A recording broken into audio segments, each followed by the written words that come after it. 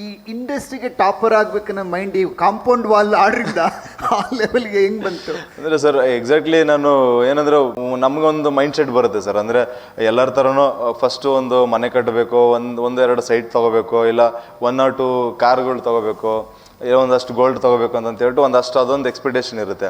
So ಅದು ಯಾವಾಗ ನಮಗೆ ಈಸಿ ಅಂತಂತ ಅನ್ಸೋದಲ್ಲ ಸರ್. ಅಂದರೆ ಇದು ನನಗೆ ಇನ್ನೊಂದು ವರ್ಷದಲ್ಲಿ ಆಗುತ್ತೆ, ಇನ್ನೊಂದು 2 ವರ್ಷದಲ್ಲಿ ಆಗೋಗ್ಬಿಡುತ್ತೆ ಅಂತಂತ ಅನ್ಸುತ್ತಲ್ಲ. ಸಕ್ಸಸ್ಫುಲ್ ಅಂಡ್ ಟಾಪ್ ಲೆವೆಲ್ ಬೆಳೆಯತಕ್ಕಂಥ ಬಿಸ್ನೆಸ್ ಓನರಲ್ಲಿ ಏನು ಗುಣಗಳ ಲಕ್ಷಣಗಳಿರುತ್ತೆ? What are the qualities and nature?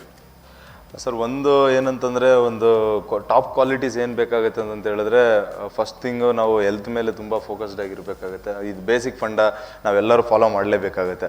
ಅಂದರೆ ಹೆಲ್ತು ಮತ್ತು ಫ್ಯಾಮಿಲಿ ಮತ್ತು ಅಗೇನು ನಾವು ಡೈಲಿ ಆ್ಯಕ್ಟಿವಿಟೀಸ್ ಮಾಡೋದು, ಒಂದು ಕನ್ಸಿಸ್ಟೆಂಟಾಗಿ ಪರ್ಫಾರ್ಮ್ ಮಾಡೋದಿದೆಯಲ್ಲ, ಅದು it is an very basic. ಅದು ಪರ್ಟಿಕ್ಯುಲರ್ ಟಾಸ್ಕ್ನ ಇರೋ 8 ಅವರಲ್ಲಿ ನಾವು ಯಾವುದು ಪರ್ಟಿಕ್ಯುಲರ್ ಟಾಸ್ಕ್ಗೆ ನಮ್ಮ ಟೈಮ್ನ ಕೊಡ್ತೀವಿ ಆ್ಯಸ್ ಎ ಬಿಸ್ನೆಸ್ ಓನರ್ಸು, ಅದು ವೆರಿ ಇಂಪಾರ್ಟೆಂಟ್ ಆಗುತ್ತೆ. ಆ್ಯಂಡ್ ಕನ್ಸಿಸ್ಟೆಂಟಾಗಿ ನಾವು ಅದನ್ನೇ ಫಾಲೋ ಮಾಡೋದು ವೆರಿ ಇಂಪಾರ್ಟೆಂಟ್ ಆಗುತ್ತೆ.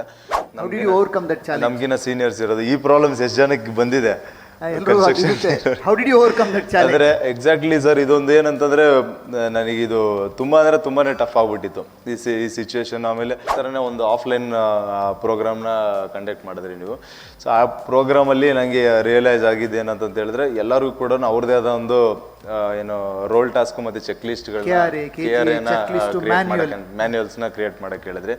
ಸೊ ಅದು ಹೆಂಗೆ ವರ್ಕೌಟ್ ಆಯ್ತು ಅಂತ ಹೇಳಿದ್ರೆ, ಪ್ರತಿಯೊಂದು ಪೋಸ್ಟ್ಗೂ ಕೂಡ ನಾವೇನಂತಂದ್ರೆ ಅದು ಅದರದೇ ಆದಂಥ ಪರ್ಟಿಕ್ಯುಲರ್ ರೋಲ್ ಟಾಸ್ಕ್ ಅಂತ ಹೇಳ್ಬಿಟ್ಟು ನಾವು ಡಿಫೈನ್ ಮಾಡ್ಕೊಂಡ್ವಿ.